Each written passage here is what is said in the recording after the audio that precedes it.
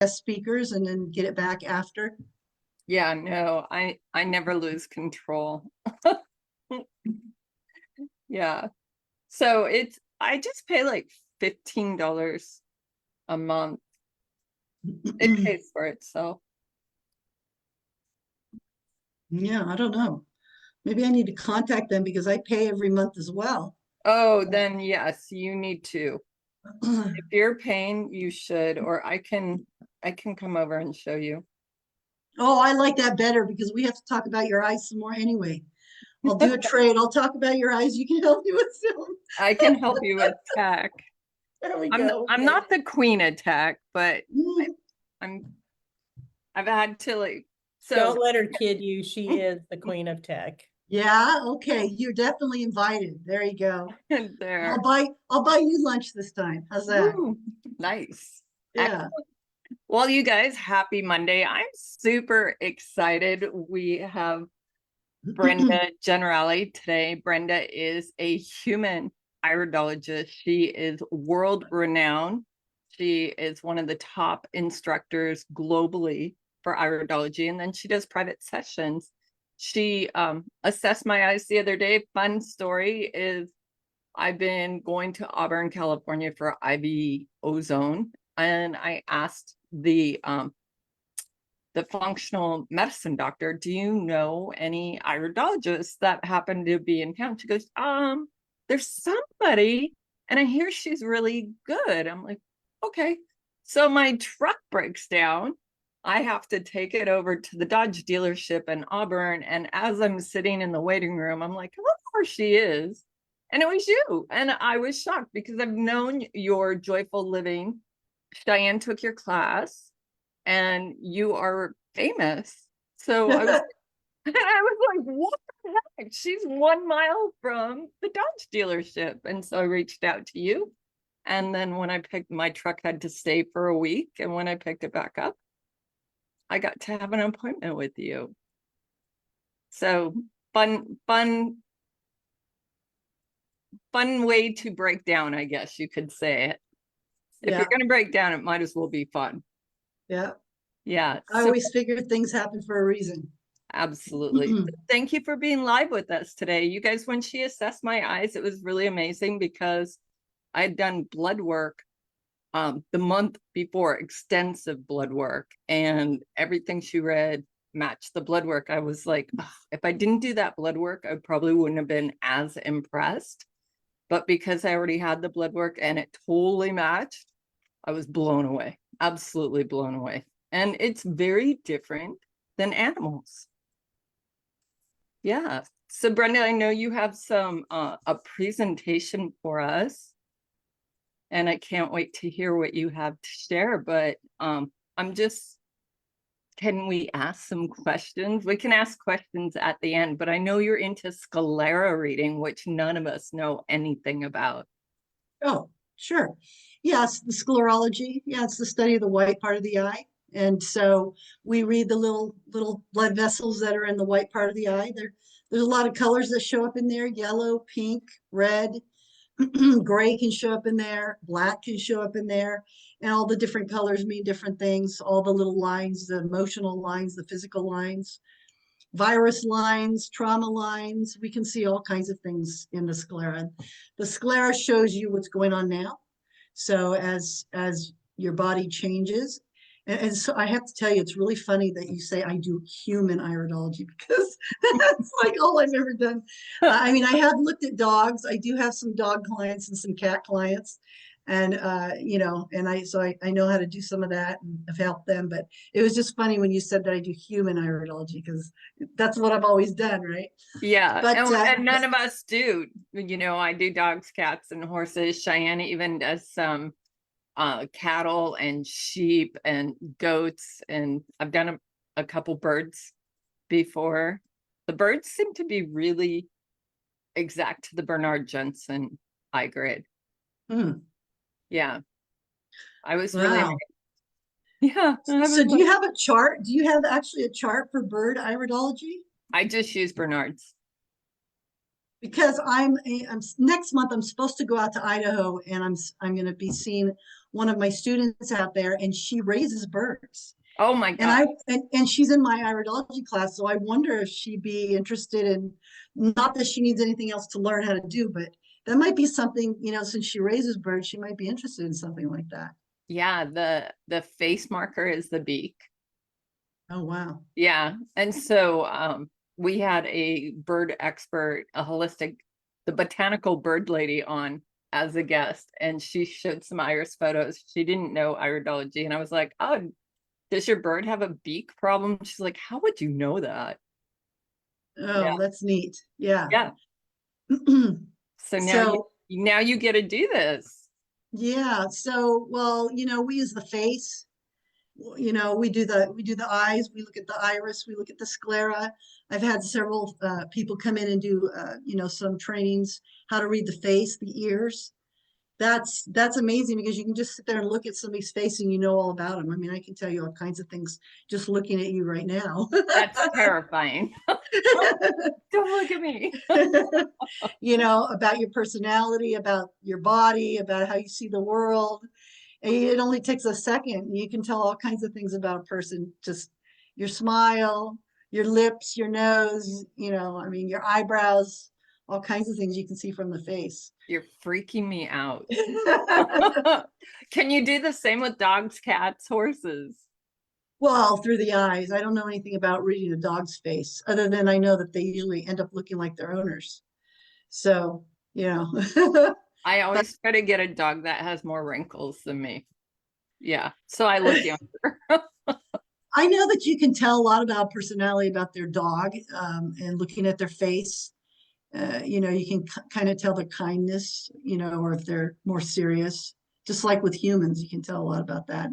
You wear a lot of your feelings and your emotions on your face. So, I believe that. All right. Now that I'm freaked out about my face, well, next time you come, I'll tell you. I'll show you some of the things about your face. It's really cool. it's pretty interesting. It's It pretty really is. fascinating, really. Honestly, the body leaves clues. Yeah. Absolutely. It's so jaw-dropping to me. It's so like divine in my mind. It's Yeah. just a perfect thing. So Yeah. we Just have a like, lot of our clinical, so I'm teaching a clinical companion animal iridology course right now. We have a lot of our clinical students online right now watching too. So that's exciting for all of us to learn more, because animals' irises change so much more than humans, and we recognize the sclera when it's red or not. But we're not necessarily reading the sclera at all. We're okay. just acknowledging like it's a weird color, or it's inflamed, or it happens to be like pointing to the lung area or something like that. Well, for us, it really complements the eyes, the iridology. So, we can look at the iris and see the genetic tendencies from the iris, and then we can look at the sclera to see if something's going on now, and what it could be, depending on how the vessel is moving through the sclera, how it's moving, where it's going, what shape it is, so on. It's so incredible. And healing too. We could see healing through the sclera. Well, So, and that's what we don't, our dogs don't have that big a constitutional, like you guys have the brown eyes, the blue eyes, like all these different constitutional eye colors, and dogs don't. Like it's shades of brown and blue, and maybe you'll see a green-eyed dog every once in a while. And then in cats, you have all these bright, bright, bright colors, and you'll rarely ever see a dark eye, but you'll see green eyes and yellow eyes and blue eyes, but very rarely like a brown-eyed cat. So yeah, it's so different in those respects. And the cats mark totally different than dogs. Same eye grid, but they don't have like that collarette rim like dogs do. If somebody comes in your office and they have golden eyes, if a person comes in and they have golden eyes and they look like a cat, That's a mixed eye. And so, all you have to do is look, because you can see it from far away if they have kind of that golden eye. You know everything about them right there. Just that boom. Amazing. Yeah. That's so incredible. Yeah. Gosh. So, the iridology is really great. You were talking about how you're freaking out. I mean, you can really know a lot about a person really quickly with iridology. And So Brenda, because I'm single, I could like look into my date's eyes and oh no. Rochelle's laughing because we were just talking about this in class today. I'm never going to tell you to date somebody or not date somebody, or marry them or not marry them. off their iridology, I'll be like, oh, how's that kidney of yours? No, I won't go there. Oh my God, that's And funny, you huh, guys see Rochelle? you guys see the emotional aspect. We just see like stress lines, nervous stress, but we don't get into the psyche so much. You actually do. Right. Well, there's the physical iridology and the emotional iridology. And, I'll talk a little bit about both of those. And they're very different. They're very different in the way that we look at the eyes. And now, so many people are finally understanding the emotion and how it, affects the body. And so more and more people are like, oh, wow, that makes sense. Right.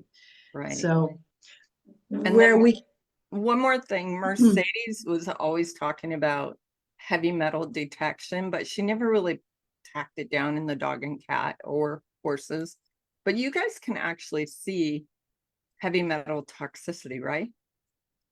we can see a sign, yeah, around the pupil that can be possibly, maybe heavy metal, but I always do further testing to confirm. Oh, that's a good idea. Why not? Yeah, I And you usually have do. you do it through the Zyto, or do you do like hair mineral or blood? All I of do. I'll do all of the above. I mean, I'll do a hair analysis if somebody wants to do a hair analysis. That'll show us heavy metals. I'll run the Zyto. That'll show us. Zyto won't tell us what the heavy metals are. It'll tell us if you have them, and then usually I'll run a hair analysis, and then we'll know more, you know, and this, so on. Yeah. Excellent. We'll share away. Okay. All right. Wasn't that funny, Rochelle? That was hilarious, huh? I Yeah, was just talking about that. every time I go to the movies on the big screen, I can't help myself looking at actors' eyes because you know everything they're up to. Oh, yeah, I'm notorious for taking pictures of people's eyes when I'm sitting in my living room watching TV. I just shared somebody. Somebody that was a talking head. He had one blue eye, one mixed eye, and so I went up to the TV and I took the pictures and I shared it in the class. And I mean, that's somebody now, So That- yeah, no, yeah. I see eyes everywhere. yeah, Okay. I always tell everyone you will never look the same after this. Yeah. No, and Rochelle in class today, I'm going to talk about you because I can see Rochelle. She was talking about how now every time she sees a picture, she looks at the pupil and she can see the pupil flattenings. That's the other thing we do in iridology is we look at the pupils and how large the pupils or small the pupils or the shapes of the pupils, the flattenings of the pupils. It's all part of it.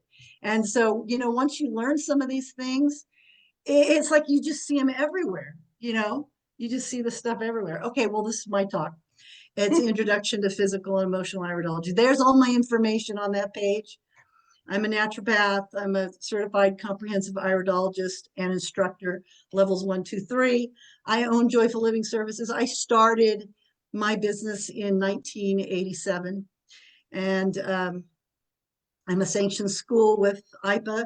And I got an award last year, Professor O'Brien Education Mentoring Award, which is really cool. There's my website if you want to learn more, my email, and my phone numbers if you want to talk to me. So I'm available. I'm pretty available most of the time. Text works really well with my cell if you have questions, comments, anything.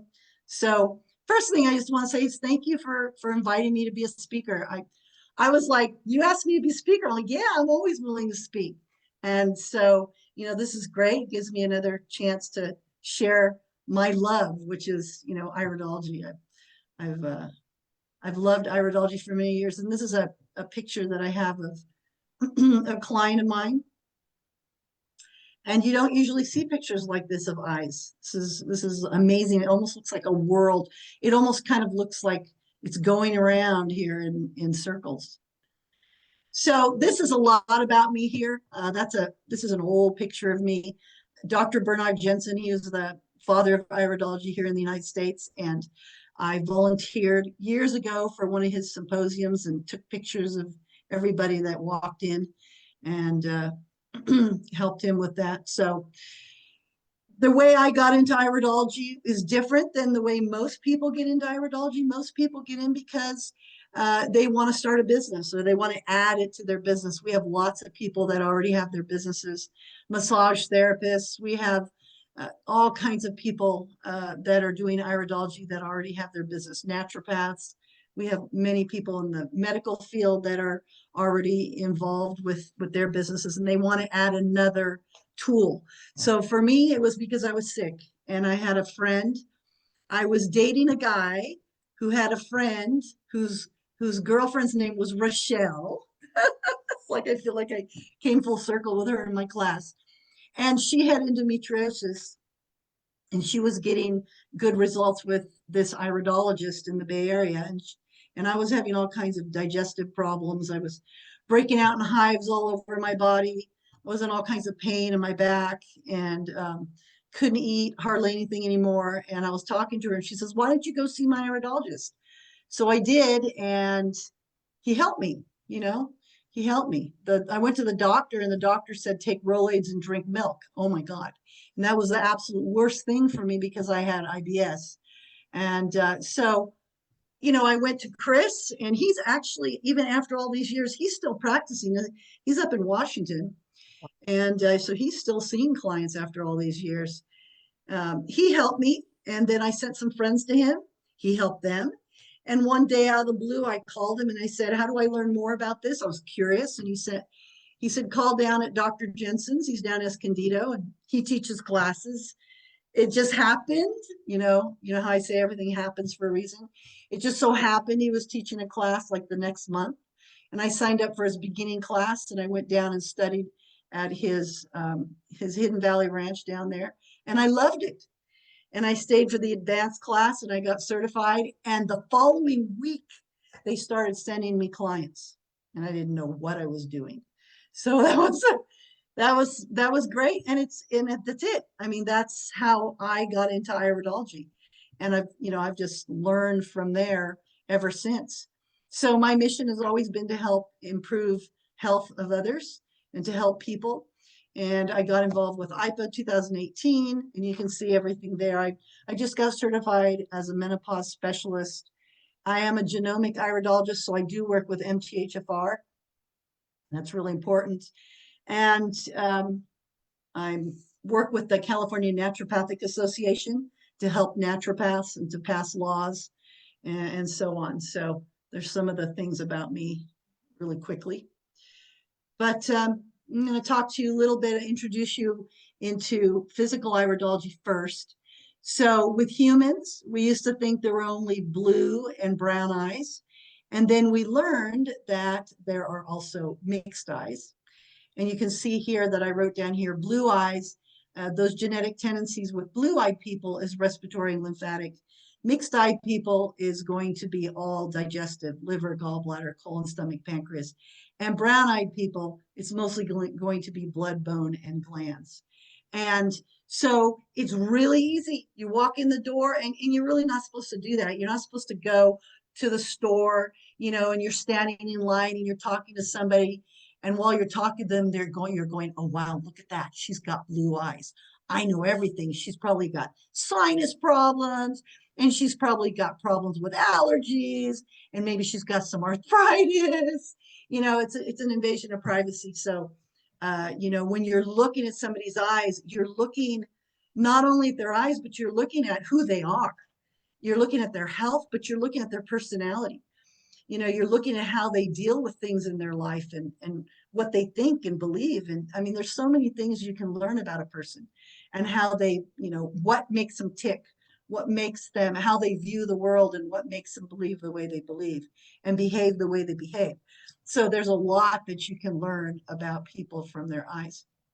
So I kind of gave you a little bit there. So with blue-eyed people, blue-eyed people usually have issues with respiratory and lymphatic.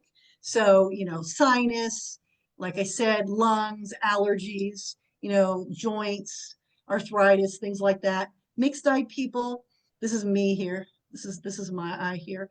Mixed-eyed people, it's usually going to be liver, gallbladder, colon, stomach, pancreas, everything having to do with blood sugar, digestion, colon, constipation, all those kinds of things. And brown-eyed people, it's usually going to be, like I said, the blood, the bone, and the glands.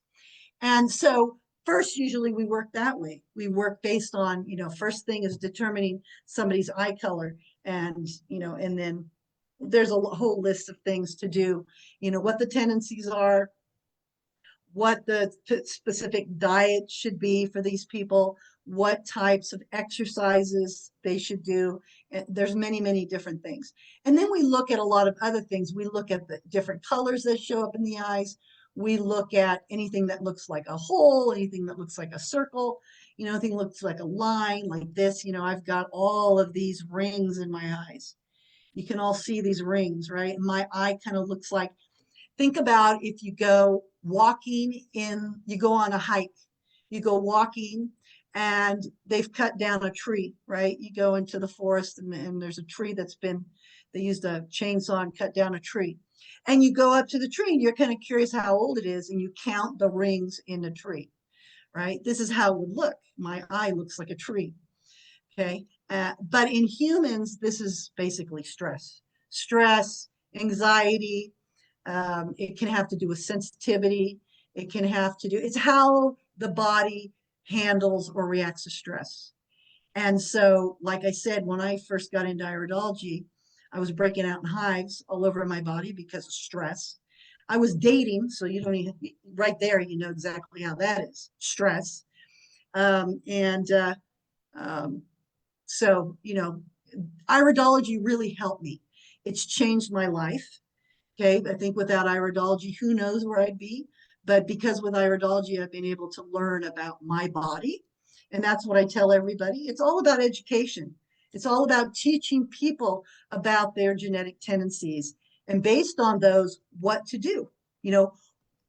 What should I eat? What should I, what kind of exercises should I do? What kind should I meditate? Should I do yoga? What kinds of things should I do to help me deal with those genetic tendencies that are coming down from mom and dad and grandma and grandpa and great. It comes down from 3 to 5 generations. So not only are we bringing in our own tendencies, but we're also bringing in our parents, what happened to them, their emotions, their tendencies, our grandparents, and so on, and so on. And so a lot of that's passed down. And so when we look at the eyes, we look at all the markings in the eyes. We look at this ring here, which is called the collarette. This is my son's eyes, by the way. This is my son here. We look at the collarette here to see the shape and the color. We look to see the fiber structure, how loose or tight the fiber structure is. We look to see if there's a ring around the pupil and what color that ring is, what's right next to the pupil. We look to see the size of the pupil, the shape of the pupil, if the pupil's flat, if it's round. We look to see if there's any rings, like I have this little opaque ring here. That gives us more information about circulation. We look to see with brown eyes if there's anything showing up on the sclera, and so on, so on. We look at all different kinds of things in the eyes. So what is iridology? Iridology is a study of the color and the structure of the iris of the eye as it relates to the genetic predisposition and health of the body systems. It does not diagnose. We can't diagnose. We're not doctors. We analyze, we assess predispositions and genetic inheritance. So we don't diagnose from the eyes. The old days, I call it the old days, we used to. We used to look at the eyes and go, oh, you have a marking in the, in the breast, reaction field, and there may be, maybe you have some tumor growing in there. You need to go see the doctor. Oh my gosh, never do that now. Never. We look at those genetic tendencies and we can still see what may be going on, but we don't do any diagnosing. And we can't anyway, because the eyes, they don't show us those things. We can see genetic tendencies coming in, like I said, from mom, dad, grandma, grandpa. We can talk about, what you should eat, drink, what type of exercises, supplements, lifestyle, anything else that would help change your life or improve your life so that you're even more comfortable or out of pain and so on. And it doesn't name a disease, but it shows us what areas need nurturing. So what areas may not be releasing toxins, what areas may not be absorbing nutrients as well as they should, okay? And what body systems need strengthening. So these are some of the things that iridology can show us. There's a lot of things that iridology cannot show us, but it can show us the inherent strengths and deficiencies of organs, glands, and tissues, ability for an organ to react to illness, familiar patterns of syndromes and pathologies, foods that a person could have difficulty digesting or utilizing, areas of the spine that may have subluxation. We see that on the pupillary border. Nervous system issues, nervous system imbalances, circulatory disturbances, connective tissue weaknesses, glandular deficiencies, high uric acid levels, cholesterol levels, lymphatic congestion. A lot of these things, though, need to be confirmed. So, we can't say, oh, you have high cholesterol by looking at the eyes.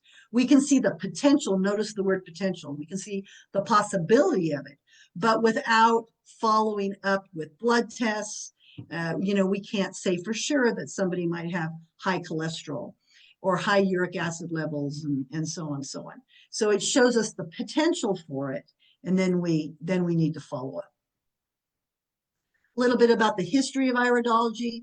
A lot of people think, oh, it started with Dr. Jensen here in the United States, but that's not true. It's been in Australia. It started, way back in Egypt. It's in China, Greece, India, Italy, Europe, America, here. But, in Europe, they actually do use it to diagnose. And of course, we don't do that here. We don't do that here. I did some research on history, and I found, this is King Tut, all the way back, 1922.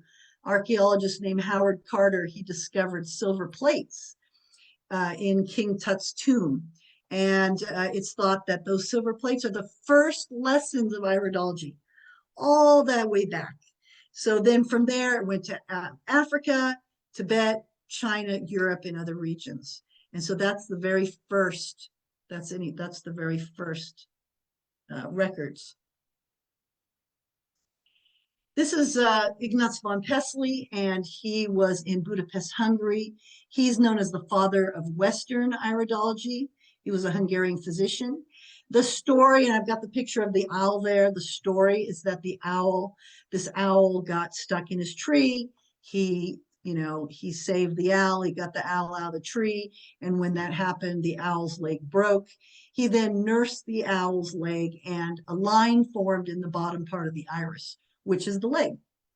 And so we don't know if that actually happened. We can't prove that it happened because we haven't been able to, it hasn't happened again. So we don't know, but he did publish a book called Discoveries in the Field of Natural Science and Medicine, a guide to the study and diagnosis from the eye in 1881. And he's the one that created actually the first known chart of iridology. So that's a story, if you read about iridology, you'll read about Ignaz von Pessely and you'll read about his owl. And this is Dr. Jensen. He's, like I said, he was my mentor. I studied with him first. He pioneered science of iridology here in the United States. He wrote a book called The Science and Practice of Iridology. And he said, it's very interesting to note that although these men lived many miles apart and did not know each other, they all wrote similar books at the same time, even writing word for word in many instances. So all of these people that have done research, and there's been research since. So IPA, which is the International Iridology Practitioners Association, which is who I'm involved with, comes from Dr. Jensen, because before he died, he asked his daughter-in-law Ellen to continue studying, to continue his research, and Ellen started IPA. So that's where IPA comes from. So we're still connected to Dr. Jensen after all of these years. We're still connected, which is great. This is the iridology chart that we use, and it's been edited by Ellen Jensen. And I was going to go over this really quickly. I can show this to you real quick and enlarge it here.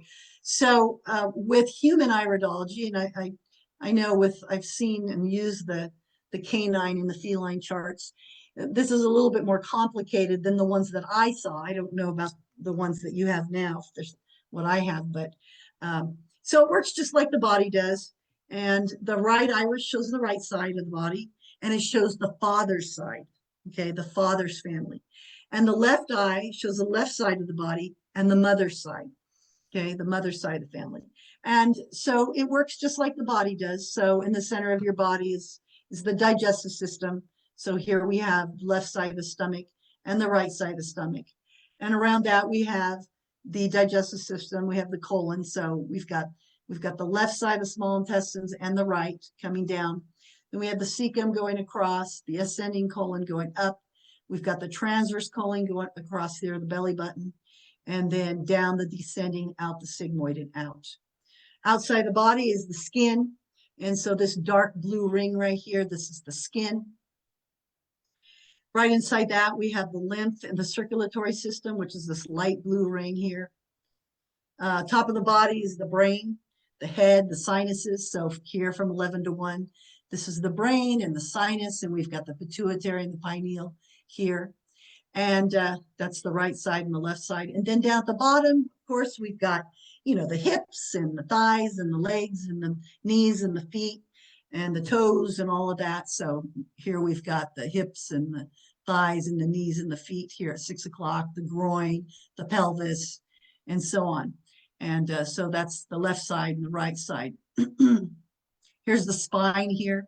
So we've got the cervical and the thoracic, the lumbar, the sacrum, and the coccyx here. And everything else is in between. So we've got the heart. Anything that's in the center of the body is going to show up on both eyes, which is why you see the heart both at 3 o'clock in the left eye and 9 o'clock in the right eye. So you've got the heart on both sides. We've got the lungs out here, the breast here, these little lines right here. This is the ribs, and this little circle right here, that's the nipple. We've got the bronchus, the bronchioles on both sides, this here. And you can see everything else in here. We've got the adrenals here and the kidneys, the ovaries and the testes, the liver, the gallbladder, the thyroid. So we can't actually see the organs, right? We can't see the organs, but we can see and let's see, all of a sudden now. All right, so we can't see the organs themselves, but we can see the actual genetic tendency towards that organ. So if somebody has an area of the body that is not absorbing nutrients or releasing toxins as well, then we may see some markings, let's say in the thyroid reaction field. Lots of people have thyroid issues now. And, lots of people have kidney issues now. So we may see a marking in the kidney reaction field or the thyroid reaction field or the lungs or so on. But that doesn't tell us, that doesn't mean that they have a problem with those areas. But we can do further, investigation to find out what's going on. So that's just a really quick kind of explanation about the human iridology chart and how we use that. These are some markings that we can see in the eyes. So I've got on here, anemia, cold hands and feet, somebody that has numbing the extremities. We see this ring here. This is this blue ring. It shows up it doesn't matter if a person has blue eyes, mixed eyes, brown eyes, it's still going to show up. And it's going to show up right here. Sometimes it's a light blue, sometimes it's a dark blue, sometimes it's kind of a purplish color. And that usually tells us that they could be anemic, especially brown-eyed people. That really is going to show up for brown-eyed people. They could be anemic. They can have cold hands and feet. Lots of people complain about cold hands and feet. And there can be problems with numbing down in the feet. Here's another, there's my eye. Now you can really see my eye. And so this is a stress, anxiety, sensitivity rings. We look at the rings, we look how many there are, and you can see I'm loaded with them. So you can see how many of the rings there are. I mean, that's what you mainly see. And so that can show us multiple things. That can show us, like I said, stress. That can show us how a person deals with their stress, how it can affect their body. So when I get stressed, my lungs, it affects my chest. My lungs can get tight and I can have trouble breathing. And these are the lungs over here. The lungs are over here, right here. And so you can see these rings going right through the lung reaction field. So if I get stressed, also I can break out on my skin. Like I said, how I got into iridology, I was breaking out in hives, big, huge hives all over my body. And I couldn't figure out why. And so I started seeing a chiropractor and they went away. And so, wherever these rings are, that's where it can affect my body, depending on how I deal with my stress. Okay, the other thing that happens to me is that I can get my muscles. I'll hold my stress in my muscles, and so I'll get pain in my muscles. And so iridology has really taught me how to work with all those things.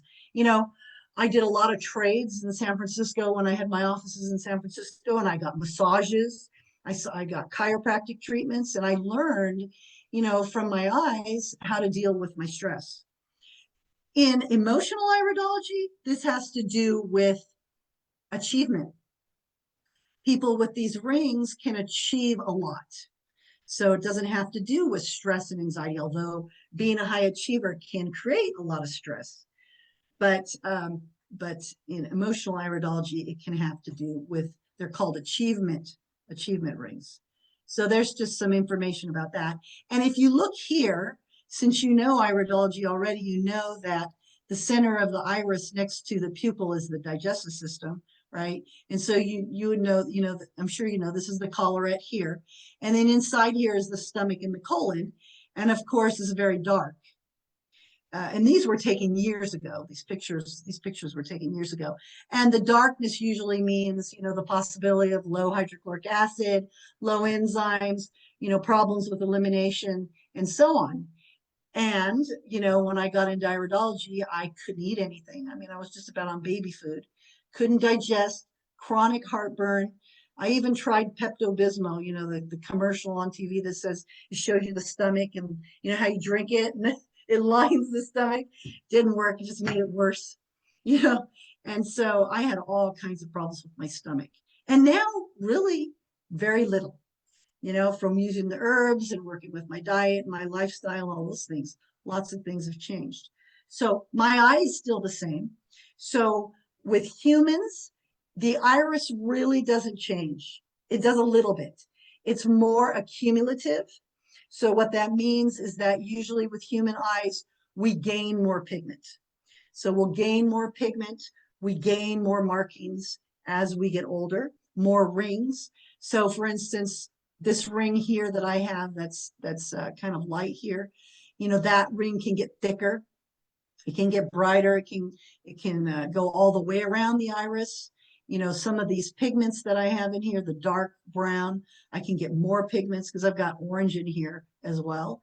And so with human iridology, very seldom do we see those colors leave the iris. Even with deep cleansing, we usually don't see it.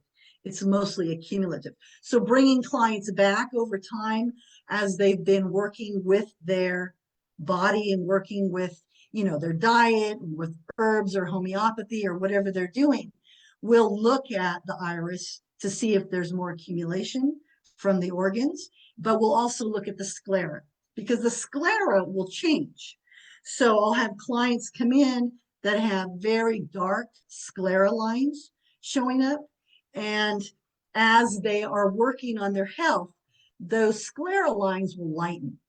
They'll actually lighten up at the ends and go backwards. And so that's what we want to see. We can see, like I said earlier, we can see yellows, orange, we can see brown, we can see gray, we can see blue, we can see black, we can see lots of markings in the sclera.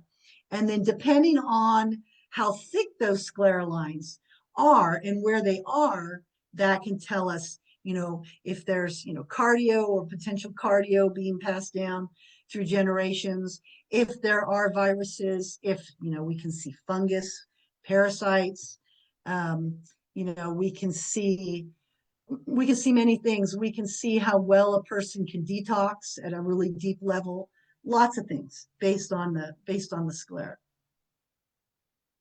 This is a really great picture to show you what a cholesterol ring would look like. And this is a pretty severe cholesterol ring. I usually don't see them this white, but this ring here in human iridology, physical iridology, has to do with cholesterol, blood sugar, blood pressure. It can show up if the blood pressure is high. It can show up if it's low. It can show up if somebody has hypoglycemia or diabetes. It can show up if the cholesterol is high, HDL, LDL, if there's imbalances in triglycerides, any of those things. And just because they have this ring doesn't mean that they have any of those problems. Because I've had people, I have a young client, a male, who came to me that his mother and his father both passed from heart-related issues. And he wanted me to look at his eyes and tell him if he was going to die of a heart attack or a stroke. And, I looked at his eyes, and sure enough, just one second, I looked at his eyes, and he had the ring. So I had to tell him, you've got the ring. And then we ran blood tests to check, to see what was going on with his blood. And everything came back perfect. He had a really good diet. Everything was great with his diet. And so as long as he keeps doing what he's doing, he's probably going to be fine. Charlene and Callie, you guys have questions? Yeah, will you use your mouse to show us what white ring you're talking about? Because I Oh. see 3 different ones. This one right here. This is a glare, if you're looking at that. This is a glare, and this is a continuation of the white ring. This is the ring here showing circulation, this blue ring right here, that's showing circulation. But this is what we know is the cholesterol. It's called lipemic diathesis in iridology. This is a glare from the camera, from the flash here. But this is Okay, the so ring. you're talking about the outer ring around the whole entire eye. Yeah, it's usually going to show up kind of towards the perimeter of the iris. So this would Okay. be zone 6 here, which is where circulation shows up. Yeah, Okay, thank you. sure. Did somebody else have a question or no? Okay. All right. Okay. All right. So that kind of gives you some ideas there, some of the things that we can see. And this you would see in a person walking in the door. This is pretty severe, and you could see this from far away. I've seen this in dogs too, where they have the ring, the really bright ring. And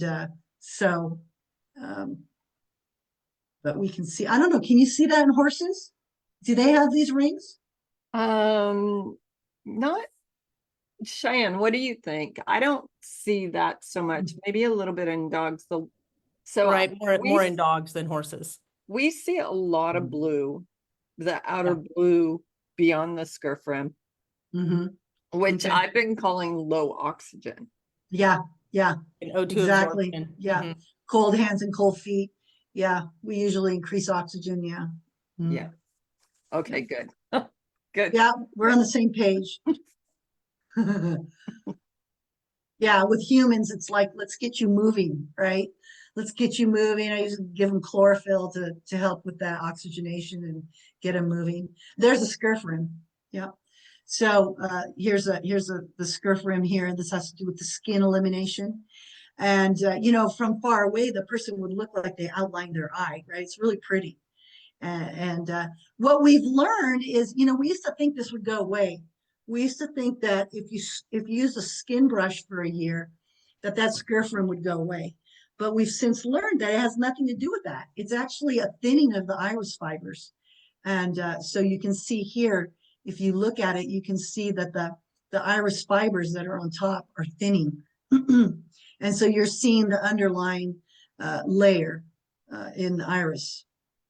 I mean, you know that there's 4 layers, right, of the iris, and the top. No, okay. So the top layer is called this anterior border here. This is the top layer, and that's where the color shows up. So if it's blue, it doesn't have very much pigment or no pigment, and then if it's a mixed eye, it's got more pigment. It's going to have yellow, orange, brown, you know, some of those colors. And if it's a brown eye, then it's going to have all pigment, right? It's that melanin that tans you. And so then it'll be completely covered with the pigment.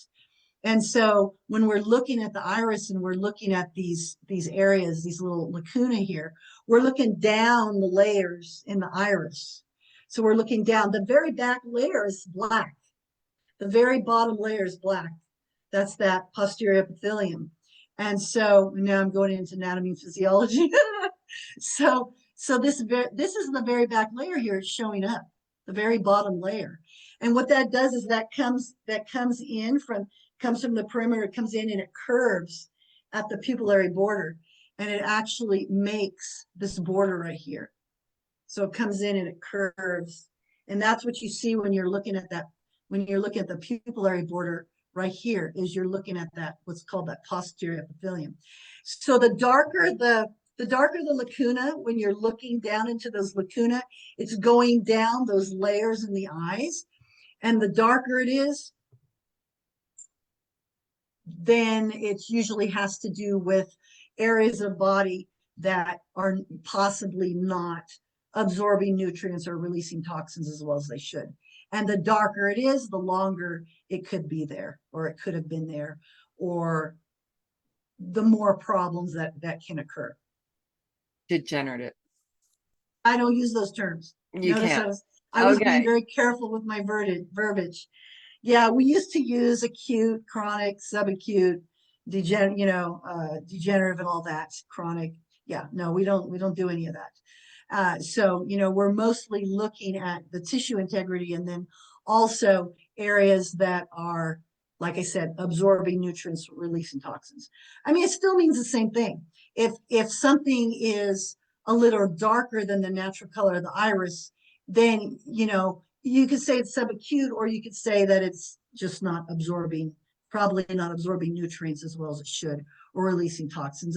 And that's usually when it's something that's going to bother somebody once in a while. You know, it's not enough to send a person to the doctor. Whereas if it's even darker like this, you know, this is pretty dark here. So this would be probably something you'd call chronic. And that is usually, you know, when somebody's having the symptoms, you know, most of the time, every day, and then they're going to run to the doctor to see what's the problem, and then they're going to get on meds that are, you know, or they may come to somebody like me, or, you know, to an iridologist to find out what's causing it, so that, you know, we can then look at that area and say, oh, okay, so this is at 3 o'clock here. That's right. You know, that's right in the throat reaction field, or wherever it is. And there could be symptoms, or they may not be. So, you know, we can look at that to determine that. But that's what you're looking at. When you're looking at the iris, you're looking at the top layer, which is that anterior border layer, which is where you see the color. And then you look down into the layers. And each one of those, you know, each one of these, this is just kind of open here. And so you can see the light underneath it, but you know, it's not real dark. Whereas this lacuna here is. And then, of course, depending on where it is, depending on which organ reaction field it's in, depending on if it's next to the collarette, you know, depending on where it is, that can tell us, you know, what could be causing issues. So Mercedes didn't really dive into zones much, and we haven't proven zones in canine, feline, and equine. Okay. Yeah. Yeah, we've got 7 zones.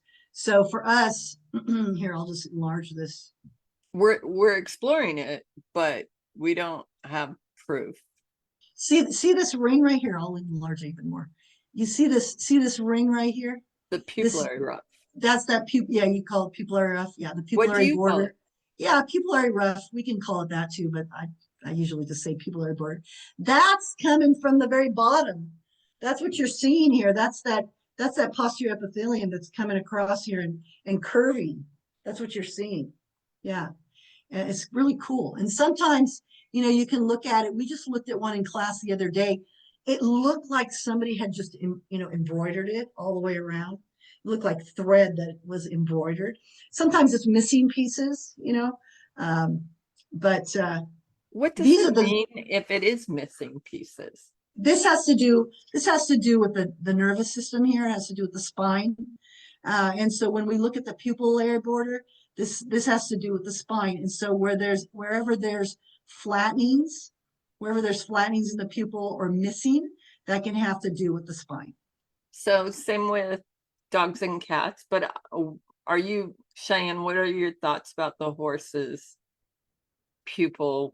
So on the horses, it will show up as little pockets down there on it. And so we're trying to figure out right now, is that something to do with the stomach?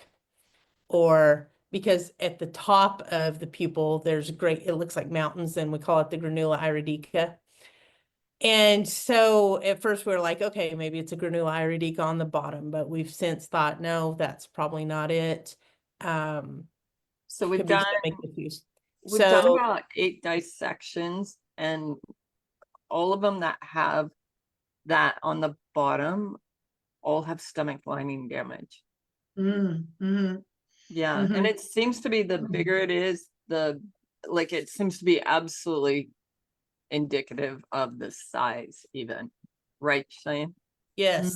And Brenda, for sure, it's the same with dogs on the flattening of the pupil. Now with horses with their oblong oval pupil, that doesn't show correctly like a round pupil will. So we can tell if they need an adjustment in a dog. In the horse, we have to look elsewhere in the iris because this is probably the best way to describe it, how the sclera shows you up to date in humans. The iris actually does show up to date in the animals, and it can change. I have videotaped it changing within 43 seconds. And Wow. so the iris itself will show markers that will disappear immediately upon adjustment or Application. getting the circulation going. So we don't have to look so much as the sclera in horses. The iris will give us the up to date, where in humans, it's the other way around. Yeah. Well, okay. So, so this is the stomach right here. This ring right here. This is zone 1. Is it the same for animals? It is in dogs and cats. Okay. So this is zone 1 here. Sometimes it shows up, sometimes it doesn't. This eye shows up. And then here, this is zone 2. This is the intestines. Yes, so far so good. Yeah, and then of course the collarette. We look at the collarette. This is a double collarette.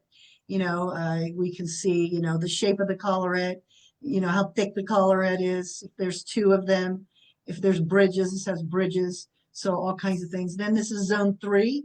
This is the blood. This is the humeral zone. This is where the blood goes in and out of the intestines. That's zone 3. This is where we can see, and I'm not supposed to say this, but I'll do it anyway. This is where we can see problems with the gut lining, the lining of the gut here. Interesting. Yeah, and then we go into zone 4, zone 5. This is the muscles. We got the bones out here. And then here we've got lymph and circulation, zone 6.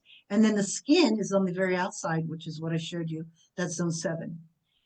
And then out here, we have outside the iris, we have limbic. The limbic system is, which we don't teach that until level 3. But the limbic system is out here. Interesting. Yeah. So that's how it works with humans. And like I said, with humans, like here, you can see this little pigment here and the little teeny pigment here. We normally don't see these go away unless it's created by meds. So if somebody's on medications and the medications are creating those deposits in the iris. And then somebody stops the medication, then the pigment will go away. I'm But so glad you normally, brought that up, because yeah. what we're seeing in equine and canine is if they're on painkillers, it will make the eye look falsely good. So because it blocks the pain receptors and it doesn't mark on the iris very well.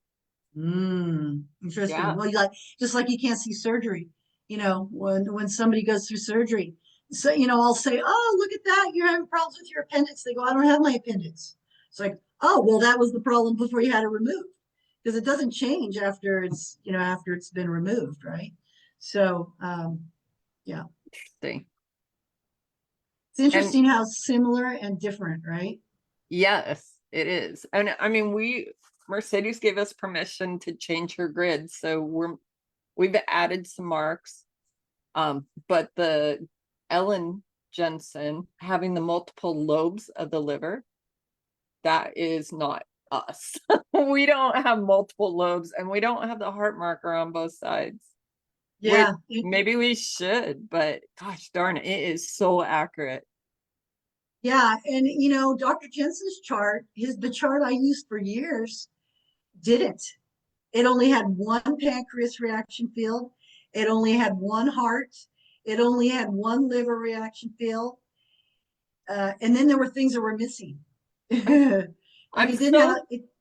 I'm just so thrilled you're bringing all this up, because that's been some of the questions in my clinical course is why isn't it on both sides? It looks like the pancreas goes on both sides. Yeah. Yeah. So quadrupeds, quadrupeds versus bipeds, I was like, well, maybe it's just different, but it does go through that ventricle line. Yeah, and as you continue doing your research, that you guys are doing, you're probably going to continue to change the chart. I mean, the pancreas for humans is in eight places on the chart. At 2, 4, 8, and 10 on the collarette. You're kidding me. On both eyes. So yeah, so it's going to be 2, 4, 8, and 10. What the heck? Those are the pancreas, but that's just the pancreas reaction field. There are other markers when we're looking at the eyes. There are other markers that we can see. We can see what's called mammillations that looks like somebody just made a whole bunch of little dots. Almost looks like freckles. Peppering. That has to do. I call it peppering. Yeah, that has to do with pancreas. We can have a bridge. Somebody can have a bridge. This is a bridge. This is a bridge right here where it's going. It's inside the collarette. It looks like you can kind of put your finger underneath it. So, like a rubber band. That's a bridge. That's a pancreas marking. They can have a square collarette. So this collarette is not. It's a little square, but it's usually going to be flat. More flat than this. And it doesn't necessarily mean that it has to be on all four sides. Usually it's not. Square collarette has to do with pancreas and blood sugar, genetic pancreas and blood sugar. Orange in the eye has to do with pancreas and blood sugar. There's so many markings in humans, and it's good that there's so many markings, because blood sugar is the epidemic now with humans, right? Diabetes is huge. It's a huge problem. And so people have multiple markings in their eyes. Yeah. That's amazing. In dogs and cats, so especially cats, the pancreas and the gallbladder are actually connected, and you'll see marks almost on top of each other. So the anatomic way it's built is like this. And then it also marks on the iris like that. And usually you'll see a gallbladder and pancreas together as a mark in a dog and a cat. But horses don't have gallbladders. Yeah, for us, they're next to each other. So there's the gallbladder, then the pancreas is below, a little bit below that, and then the liver's out here. So it'd be right about it here. We'd have the gallbladder, pancreas, and then this would be liver here in this area. Okay. And so sometimes there'll be markings in all of the above. Sometimes there can be a pigment, there could be a lacuna, there could be both. There could be radial furrows, which are these lines here. There could be multiple things that can show up. And sometimes I've had clients where they have markings in 6 of those 8 pancreas reaction field markings. It's genetic. It's coming in from mom and dad, both sides. Remember, the right iris shows the dad and the left iris shows the mom. And so we're looking, and so when we're talking to people also about personality and, physical genetic tendencies, we can figure out if it's coming from the mom's side or the dad's side, which is pretty cool. So And radial furrows, Mercedes always taught they were parasite lines. In cats and dogs that eat a lot of hair, I see radial furrows. I see foreign body hair marking as a radial furrow. So cats with hairballs, radial furrows. yeah, well, that's old physical iridology, as I call it. So we've since learned that these are not parasite lines, that this has to do with the nervous system, because it's usually coming from inside the collarette and breaking through the collarette. And wherever it breaks through I feel like I'm teaching a class. Wherever it breaks through a collarette, it can cause problems here with the nervous system to that particular organ that's outside the collarette. So we look inside the collarette at that part of the stomach, and then we look outside the collarette for the organ that's out here. Interesting. And where we see the potential for parasites, I know somebody was just asking me for a picture of parasites. What we'll see is what's called a honeycomb in the collarette, which, think of a bee honeycomb, right? That it's a large area with a lot of circles in it, lots of lacuna in it, and it can be a tonic, meaning that the collarette could come out wide here, and so that could be a place where a person could have parasites, or the condition towards parasites. And then, of course, on the sclera, it'll look like a line that just kind of goes all over the place like this. I resemble that. I'm not going to say anything. I resemble that. You resemble that? Yeah. Well, okay, I'm not saying anything. All right. Okay, thank you for helping us understand that. And yes, they are a little different, and it's interesting all the way around because of the neuro studies we've done with the equine protozoals that cause neurologic issues actually touch the pupil and radiate out in a squiggly line, though, kind of like what you're seeing on the sclera, but like a wavy line up through the brain region. But they always touch the pupil and go up in that 11 to 1 o'clock region. In well, the tract. I'm loaded with radial furrows. I mean, I've got the standard. I have the rings that go around my eye, and then I've got radial furrows all throughout. And so, I mean, I've had my share of parasites over the years. I've gone into expos clean and come out with them. So, wait, what? Yeah, Whole Life Expo. I don't know if you've heard of that. The Whole Life Expo. In San Francisco. I went to the LA one, or Long Beach, I think it was. I used to do the Whole Life Expo twice a year in San Francisco, and I muscle test myself all the time. And I went in without them, and I came out with them. That's so gross. And I only ate the food there that was supposed to be all organic and, and all that. So who knows? I could have picked it up from a person that I touched maybe, or some lettuce that they didn't wash. Who knows? Who knows? But it's so much easier to get them than it is to get rid of them. You're the hostess with the mostest. Yeah. Okay. I'm learning so much. Thank you. How long do you want me to talk? As long as you want. Okay, so that was the end of the physical. This is emotional. I can go into this. The emotional iridology, this is Denny Johnson, and he teaches RAID. So you can get this really cool book if you want for free. It's called what the eye reveals. And here's the website, www.rayed.com. And this goes into the emotional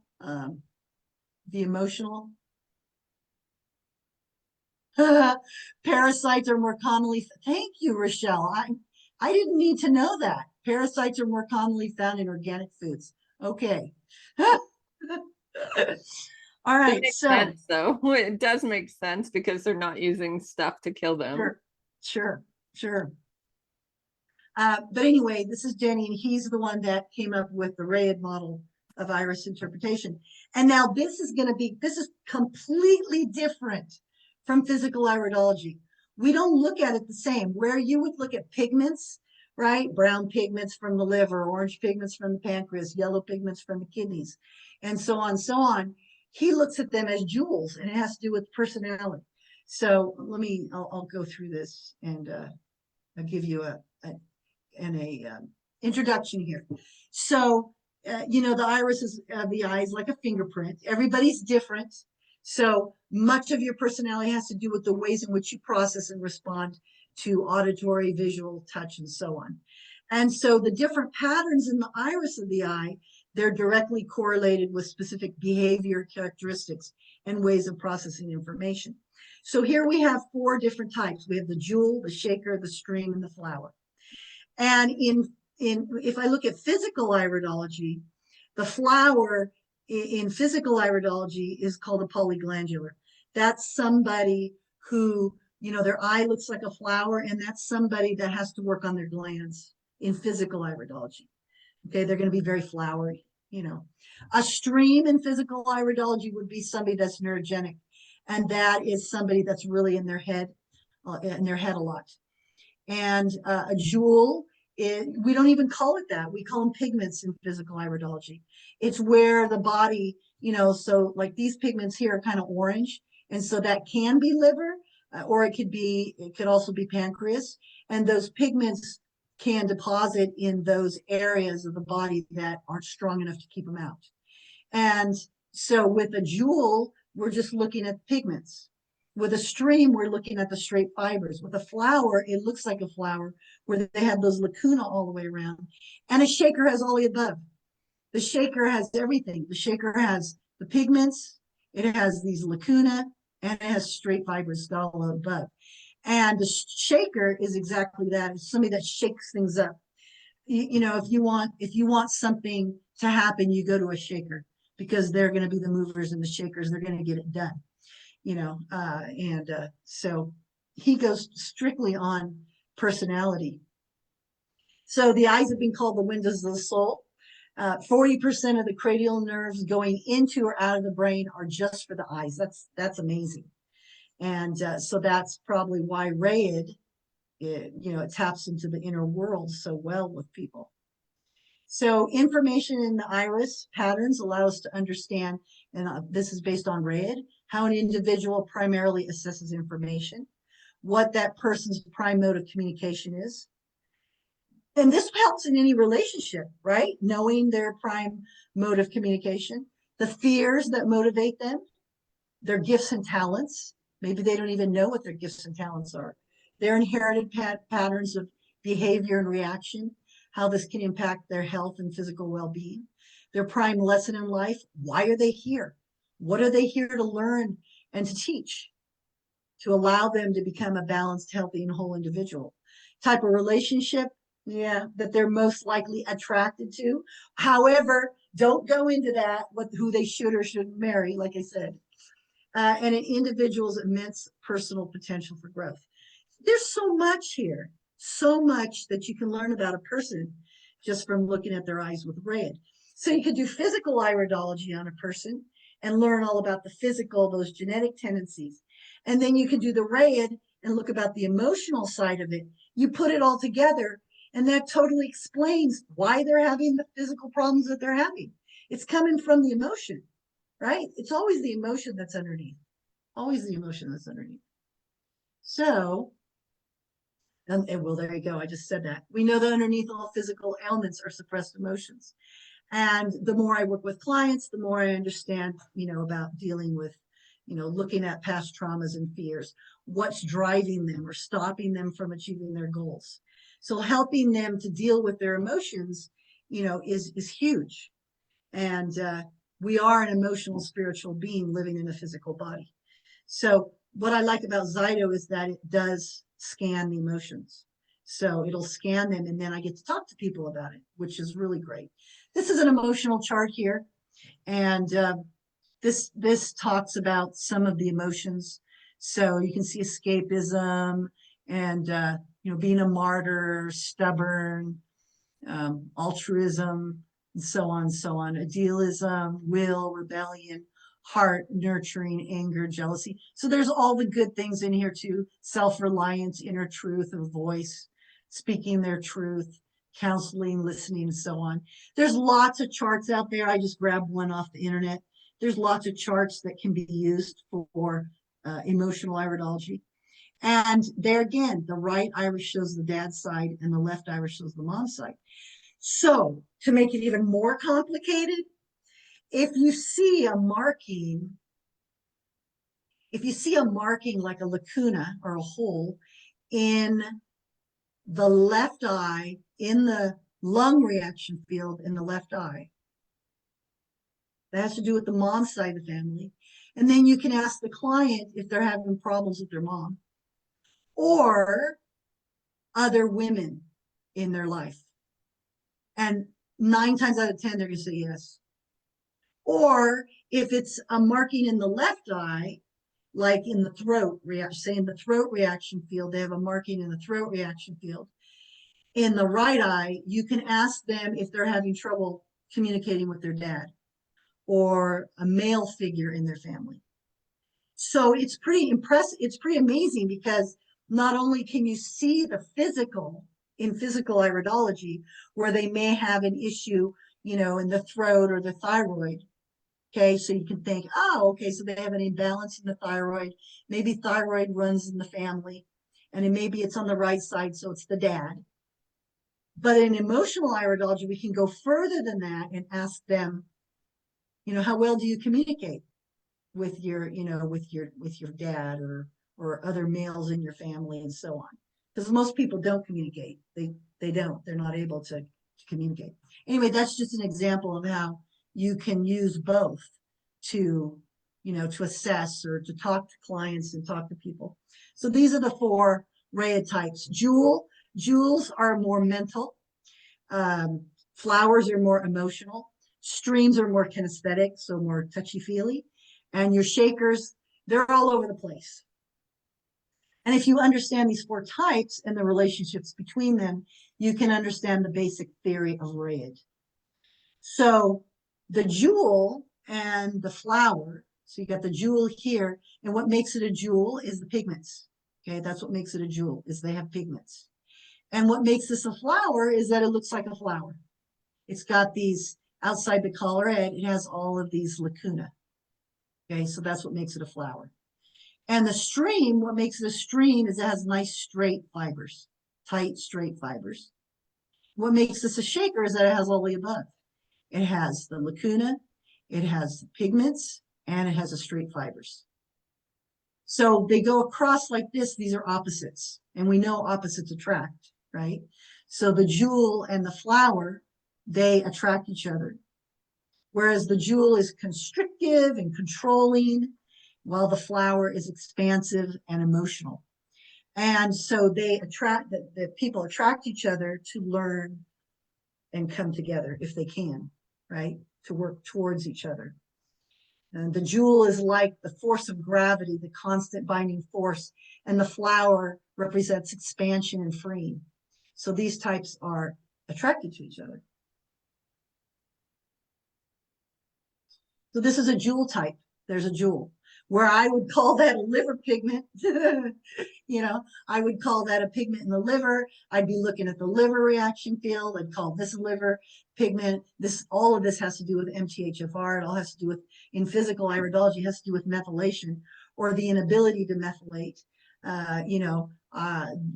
Rhea is going to call this a jewel and talk about the personality type. Talk about that. And there can be many jewels. And talking to a person about their personality is a lot more fun for the client than talking about, oh, you need to do some liver cleansing and some, and maybe work on the pancreas and balancing out the blood sugar and so on and so on. And this is a flower type. I mean, doesn't that look like a flower? It does, right? It looks like a huge sunflower. So there's the flower type. Very expansive, lots of space. Lots of space. We always say that somebody that has looser fibers, they're easier to get along with. They're easier to get along with because they let things fall through the cracks. And so you see lots of space there. So they let things fall through the cracks. So they're looser people. Yeah, they're usually a little easier to get along with most of the time. It also depends on their life. It depends on what they've been through. We've got that 80-20 rule, right? Where 80% of the time it is and 20% of the time it isn't. It can also be a learned experience where, this is in physical iridology, this is genetic. Okay, so in physical iridology, when we look at this is a polyglandular. This is somebody that needs to work on their glands. And I would ask them, you're a little bit more easier going. They may say, absolutely not. This is how they were born. Genetically, this is how they were born. But maybe based on their life, what they went through as a kid, maybe they were bullied in school and they had to get tough. Maybe they went to college, they became an engineer. And so they're an engineer now. They're very much in their head. So they're different than their genetics is, right? Brenda, that's an amazing photo. Yeah, too bad I didn't take it. It is pretty amazing. You'll find that in the raid book. It's pretty cool. Beautiful. Yeah, it is. It is pretty. Yeah, you can really see the zones here too, right? You can see the stomach zone here, and then and then this is all the bowel here. This is huge bowel. And that's the other thing. You can tell a personality based on the size of the collarette. So if the collarette is really tight towards the pupil, then they're going to be more introvert, more private, more timid. They're going to go into a party and kind of go in kind of quiet, maybe kind of hang out, kind of feel it out a little bit. Somebody like this that has a really large collarette, oh, are you kidding? They're going to be like going into the party and get in there and start dancing right away, be the life of the party. Wow. That's amazing. Has anybody here seen Footloose? Yes. So if you've seen Footloose, that's my perfect example. You remember towards the end of the movie where they have the party in the barn, right? And everybody's just standing around. They got the lights on. It's boring. Here comes Kevin Bacon and his date, and they walk in the door and they're like looking around. They come on, let's dance, right? And the music just starts, right? And everybody's just going. There you go. That's somebody that's very extrovert. They come in and they're the life of the party. So have you looked at Kevin Bacon's eyes? No, but that's the part he was playing, So who knows who he really is? No, I've looked at other people though. Anytime I see him on the big screen, I can't help. But I don't know this stuff. Yeah, I have to be careful because I look at actors and actresses when they're on my TV and I'm like, oh, look, there's a mark in his kidney, or look. So in face, when you learn about the face, there's a crease, and hopefully I don't scare anybody here, but there's a crease that goes right along the bridge of the nose here, and that's pancreas here, right here on the bridge of the nose. There's a late night person that I watch that has a huge crease going right across his nose, and it has to do with pancreas. And once in a while I'll tell my husband, God, I wonder if he's got blood sugar problems. But I don't You're know. like trusting that they have excellent concierge doctors. Yeah. Just know, it really is an infringement of privacy. You're not supposed to do it. You're supposed to be careful Here's some more information on the jewel, the stream, the shaker, and the flower. The stream personality represents strength. So the stream, it's got nice tight fibers. And so we think of that as a neurogenic and physical iridology. In red, it's, same kind of thing though. Strength, tenacity, groundedness, that's needed to nurture, support, and hold. Personality of the shakers, they're all over the place. They're based on movement, like a spinning magnet. I think my son's a shaker. I finally figured him out. A primary mode of communication for the shaker of movement, often expressed through big gestures. They talk like this, right? Big gestures. Shakers represent the energy of attraction and constant motion. And the stream, who's very stable and strong, is attracted to the shaker, who's all over the place. And the shaker needs that stability. So they're attracted to each other. The stream is attracted to the shaker to open up, and the shaker is attracted to stream to get some more, to get stronger and have more groundedness. It's really actually pretty amazing if you think about it. It's crazy how he could ever think this up. Like, how would you ever put all of this together? That grid with all the emotions. It's insane. Well, there's a lot of people that are doing a lot of research, lots of research. So exciting. It's, Denny Johnson's been around for a long time. So here's some examples of streams. So I'm a stream. So my eye looks like this, right? It's got the rings and there's all the radial furrows, right? More radial furrows. My eye, I'm definitely a stream. And then there's also red for children. So, people that have children, right? Teaching parents how to work with their kids based on their personality is amazing. I just taught a class this morning about that, Ray, in schools, working with children, because you've got flower children, you've got stream children, you got shaker children, you've got jewel children, and they all learn differently based on their personality, and they all act differently.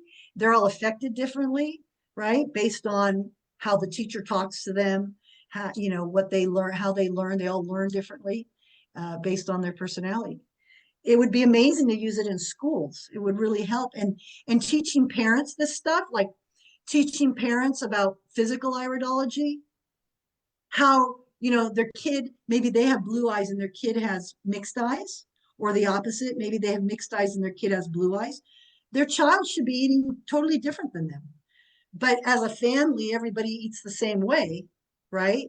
And some people have problems with it. Like my parents, typical Italians, pasta, milk, cheese, the whole shebang, right? And my parents didn't have problems with it, but I did. And so, so if they had known based on my eyes, that I shouldn't have been eating those things, they would have fed me differently, right? And so it's huge especially for kids. It's huge. Here's a beautiful picture of a shaker. I have a client that's a lawyer, and she's a lawyer for helping people that have been unjustly convicted, and she's a shaker. She just gets in there and just really shakes. And just talking to her, you can tell she's a shaker. She gets in there and she shakes everything up. So there again, they've got the lacuna here, they got the pigments here, and the lacuna all around, and they've got the nice fibers here also. So that's somebody that's a shaker. And we never diagnose, we never tell them, hey, you're a shaker, or hey, you're a polyglandular, or hey, you're this or that. We always ask.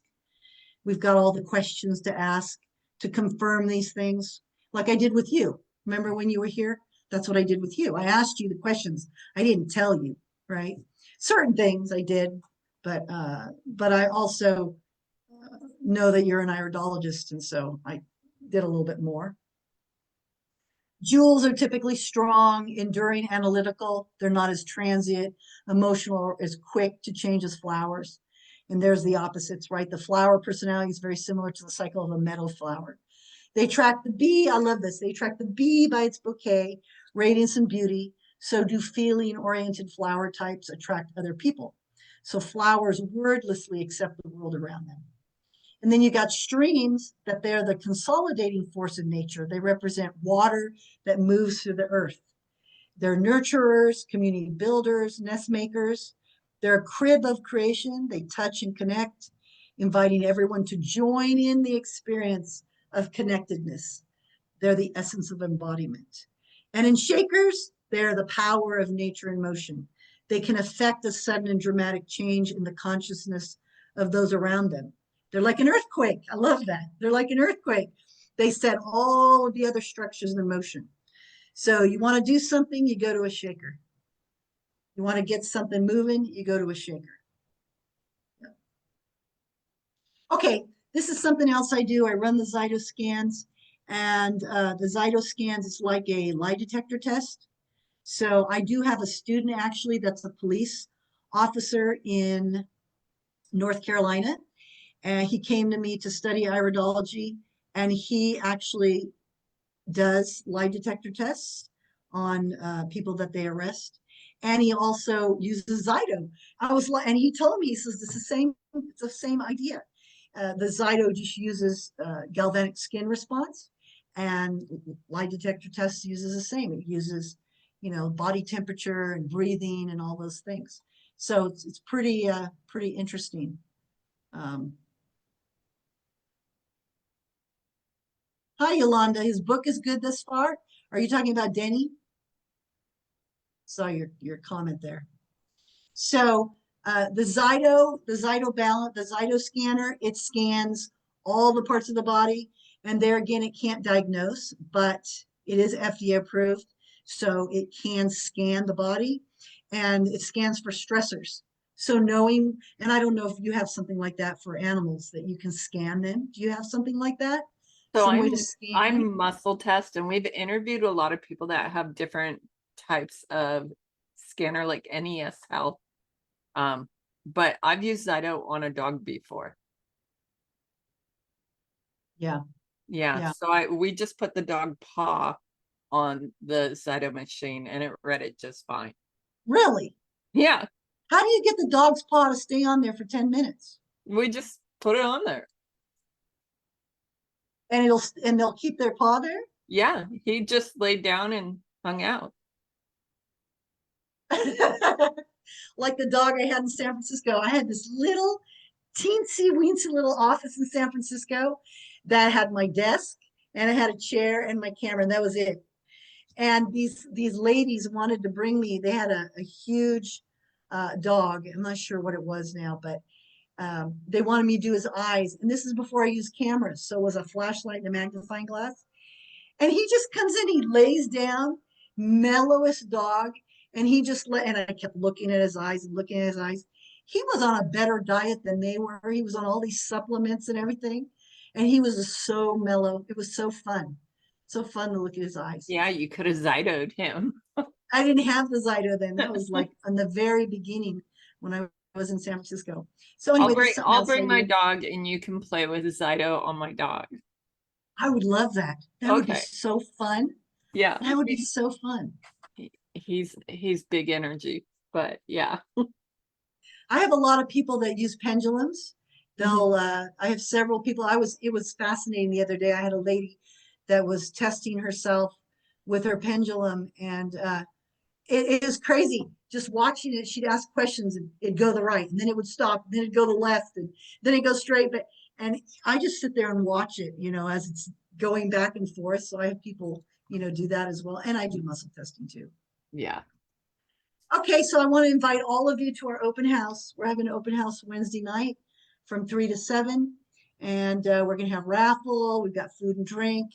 This is all my wellness center here. I've got somebody here that does Reiki. I do, of course, the iridology. I've got somebody that does brain spotting, works with a lot of people with traumas of all different kinds. I've got somebody who does natural skin treatments, waxing and facials and all kinds of things. I've got somebody who does frequency healing. I've got another naturopathic practitioner here who's also a Pilates instructor. I've got a couple massage therapists. I have a lady now that's looking to maybe join us that does hypnotherapy. So we do a lot. We do a lot here, which is really great. And I wanted to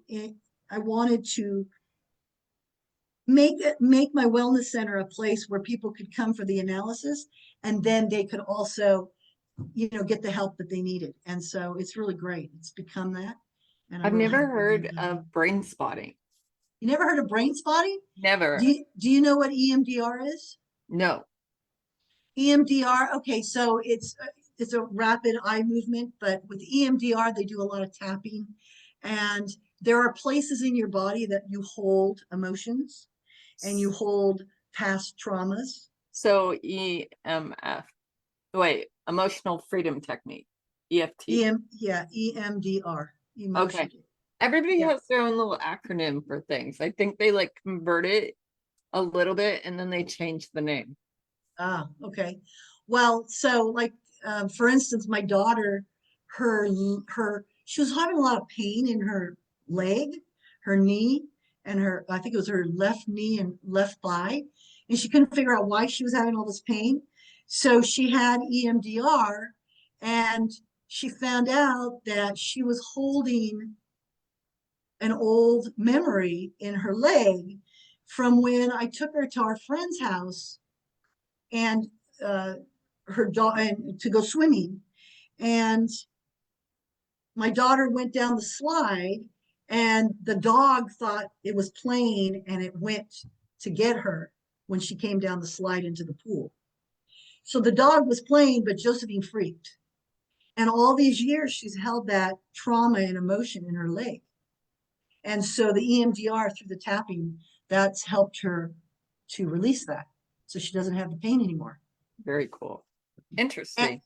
Yeah. And so brain spotting, what they say about brain spotting is that it is EMDR. It goes deeper and faster, and it's EMDR on steroids.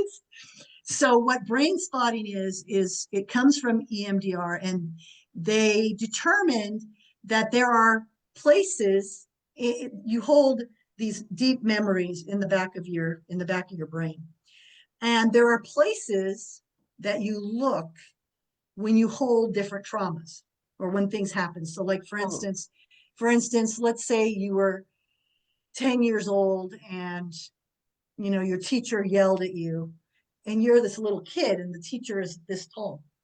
And so every time something like that happens where somebody yells at you, you're triggered. Okay, you're triggered. And all of those memories throughout your life that have to do with being yelled at get saved in the back of your mind here in like a little capsule. Think of a capsule like an herbal capsule, okay? And that capsule will hold all those memories that are like what happened to you when you were 10 years old. And so what brain spotting does is it determines a spot. You find that spot that you're triggered, and then there's sound that goes back and forth, and you look at that spot, and the under safe conditions, the capsule opens and all of this stuff comes out. Interesting. Oh, it's amazing. I've had it done. I will really is have amazing. to explore that. It's amazing. I can give you an example. The last time I had it done because one of the people that was here told a lie about me, and I have an issue with people lying about me, but I got really super upset, and I couldn't figure out why I got so upset. So I thought, well, I'm going to go do some brain spotting and see if I can figure it out. And it took me all the way back to grammar school. All these events throughout my life, people have made assumptions about me or told lies about me that weren't true. And Wow. so when she did that, it triggered all of those other times. And it was amazing because when I was going through the brain spotting, you talk about these things that come to your mind, and I started talking about them, and it was this whole line of things, and it was all related. So anyway, then what happens is that, I don't know how it works, but the brain then date stamps it. It changes the date to today. So if you did brain spotting today, it changes the date to today. So it's no longer in the past. It's That's gone. wild. Can It you do that changes with it. animals? Oh, I don't know. Probably. I have no idea. We'll Look have at to- check it out. I will go down that road. Yeah, you could talk to Michelle. Maybe she knows somebody that does that for horses. Yeah, know? and in the live feed in the Facebook group, people are saying that they personally have done this for themselves. So if you Yeah. guys know if it can be done with horses, let me know, you guys. That Yeah, would be awesome. that, I mean, I could ask Michelle too, if about animals. She's on my website. You can, Charlene just said that she's done some with a couple dogs for anxiety. there you go. Cool. Great. Charlene, girl. No, I did EMDR, not brain spotting. Okay. Oh, thank Okay. you. Thank you Yeah. for clarifying, but that's Yeah. still awesome. Anyway, that's what she does. And we're having an open house. You're all invited if you want to come on Wednesday. And like I said, it's from 3 to 7. We're going to have tables downstairs and we're doing little raffles and it'll be fun and you can talk to people if you want to. This is a live class that I'm going to be holding in September. I'm going to be in New Jersey. If you want to take a live in-person class, this is going to be live and in person. And before that, so it's going to be the 26th through the 28th in person.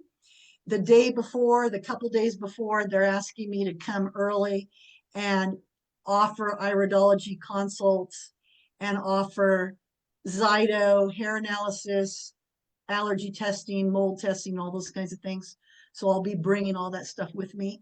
And then on September 21st, I'm going to be teaching like the first couple of classes online because that has to do with general information. So if anybody's interested or you know somebody that's interested, I'll be doing that in New Jersey. Excellent. That's Yeah. exciting. Yeah, we'll see how that goes. And then there's more information on my classes and my bundles. You said that I could put that in here. So Yeah, absolutely. Do you do remote, Zyto? I do remote everything. Oh, cool. Yeah.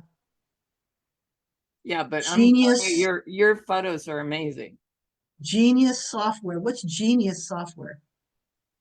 Trisha said something about Genius software. Yeah, it's a Genius Insight. It's frequencies. And Oh, you scan your picture, it creates your aura, and it reads the frequencies that you need the most. And then you can pick from thousands of them and create your own like repertoire of Bioresonance. of the frequencies. Yeah, it's really cool. And you can do animals. You just put your intention in, take their picture, and then go from there. right. Wow. That sounds really cool. There's all kinds of things. And Julie's asking on Facebook, where in New Jersey again? Oh, New Jersey. it's at Aura Wellness. Oral wellness. Okay. Aura Julie, got it. Wellness. Yeah, and there's the link right there. Okay. Let me see if it's 5 Atwood Avenue, Tenafly, New Jersey. There you go, Tenafly.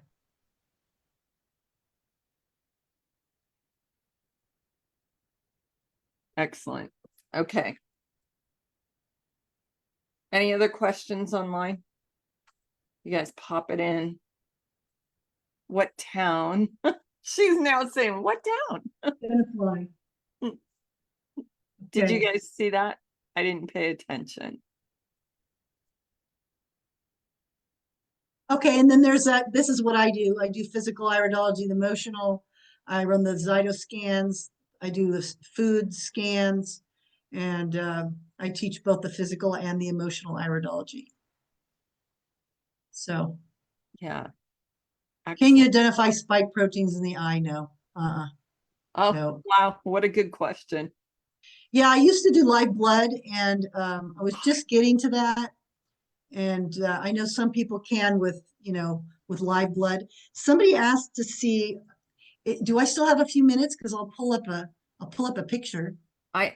Yes, make it fast. I have another account showing up. Oh, well, I don't have to, but No, suspense is killing us now. haha. Okay, let me do this because one of your, So live blood analysis, I love.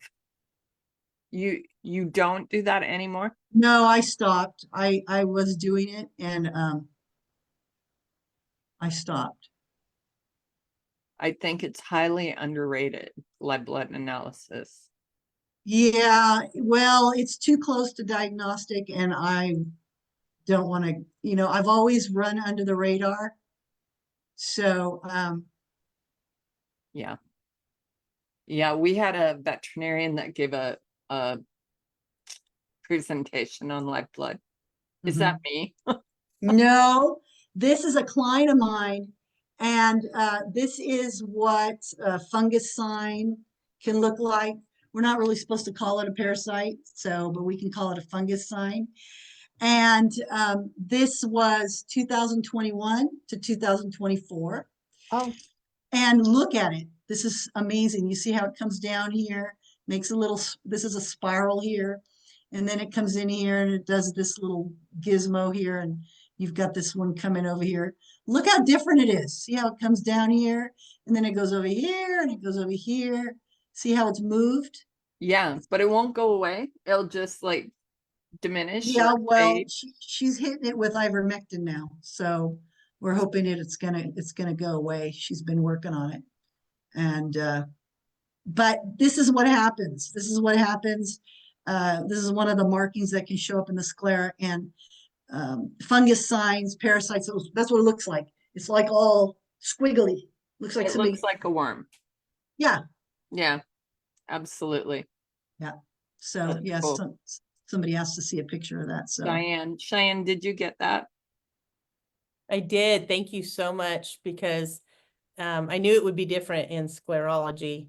In the horses, it is the straight lines that look like radial furrows. And what's been awesome is we've taken those, dewormed the horse, taken another picture, they're gone. So pretty incredible. yeah, It's Same just with- so nice that the iris changes in animals. It's easier than It's humans. so much easier. So Yeah, much yeah, yeah. exactly. Humans are complex. Oh, aren't we though? Oh, animals are so easy. Yeah, and kids too. Kids are easy. Kids' eyes change.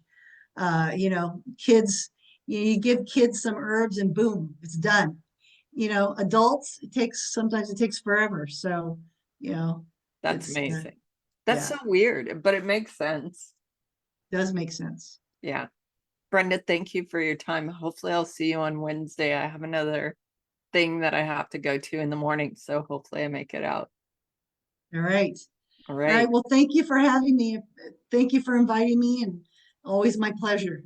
Oh, this was so cool. We If just anybody really has any enjoyed it. questions, just call me, text me, email me, whatever. I'm Yeah. around. Brenda. It was good to see you again after all Nice these to years. see you too. And Okay. we're still here. Cheyenne's like, I'm doing it.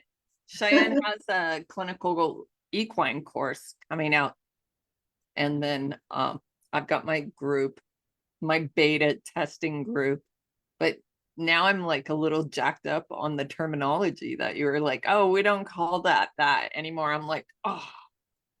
So you and we will be meeting again soon. Yeah, it's changed. There's been a lot of changes, but that's what happens when you do research, right? Just like you're working on the chart. And oh, thank you. Thank you very much. As you continue to do research, that's all of us instructors, that's what we're doing. We're doing research. And the more research you do, then things change, right? So Yeah. Brenda, just much respect. So excited and grateful to know you. thank you very much. Take care, you guys. Have a great week. I have no idea what we're doing next week. So thank you. Bye, guys. Sorry. Thank you for joining.